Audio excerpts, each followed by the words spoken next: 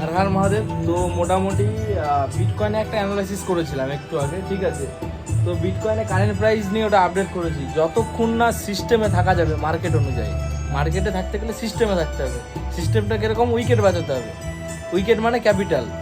যদি মার্কেটে, যেহেতু একটা মার্কেটে এখন নেচার চলছে আলাদা রকম, মার্কেট নেচার চলছে, মানে কোনো ডিসিশন নেই, কোনো ডাইরেকশন নেই, কিচ্ছু নেই, অটোমেটিক উঠছে, ওঠার পরে কিন্তু এক জায়গায় সীমিতভাবে থাকছে। থাকার পর কি হচ্ছে? এক জায়গায় আচমকা নিচে পড়ে যাচ্ছে, 300 পয়েন্ট 400 পয়েন্ট নিচের দিকে দিয়ে দিচ্ছে, আবারও পড়ে যাচ্ছে, কারণ কোনো নেচারই নেই। ওর অ্যাডজাস্টমেন্ট করতেই হবে প্রাইসটা। যখন প্রাইসটা অ্যাডজাস্টমেন্ট করবে, করার পর যখন ঠিকঠাক হবে, তখন মুভমেন্টটা 1000 পয়েন্ট 2000 পয়েন্ট যেটা মুভমেন্ট জেনুইন হয় সেটা হবে, তখনই মার্কেটে পয়সা পাওয়া যাবে। কারণ এখন যেই নেচারটা চলছে কন্টিনিউ, কিন্তু এই মার্কেটে এখন পয়সা পাওয়া ইম্পসিবল। তার মধ্যেও চেষ্টা করতে হবে, কারণ তরোয়ালটাকে সব দিন ধারে রাখতে হবে, ধার করে দিতে হবে, কারণ এটা একটা যুদ্ধক্ষেত্র। এই যুদ্ধক্ষেত্রে যদি যুদ্ধ করতে হয়, সঠিক ডিসিপ্লিনে থাকতে হবে। আর ডিসিপ্লিনে এই সময় মানুষ হার মেনে যায়। দরকার নেই 4-5 দিন ট্রেড করুন, করার দরকার নেই, করার কি দরকার আছে?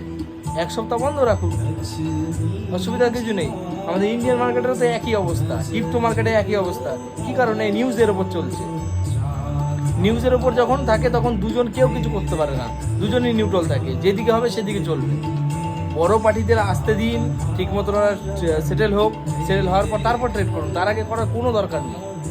আমি এখন টুকটাক স্ক্যাল্পিং করছি, তার বেশি না, অল্প স্ক্যাল্পিং করে ডলার যা হচ্ছে যেটুকু হচ্ছে চলে যাচ্ছে, ঠিক আছে। বড় টার্গেট নিতে গেলে এখনও টার্গেটের জন্য ওয়েট করতে হবে, কন্টিনিউ ওয়েট করতে হবে। তো দেখতে থাকুন, ঠিক আছে। আমি কন্টিনিউ আপডেট দেবো, সবসময় আপডেট দেবো, সেটা দেখুন কি হয়।